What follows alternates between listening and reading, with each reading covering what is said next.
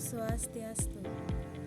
Saya Igusti Ayu Trisnadewi, mahasiswa jurusan PGSD semester 7. Di sini kita akan membahas tentang pertumbuhan dan perkembangan pada ayam. Ayam merupakan jenis unggas yang berkembang biak dengan cara bertelur. Setelah ayam bertelur, telur akan dierami oleh induknya selama 21 hari. Setelah itu, telur akan menetas dan menghasilkan anak-anak ayam dan akan bertumbuh menjadi ayam dewasa, lalu kawin dengan ayam jantan dan bertelur lagi.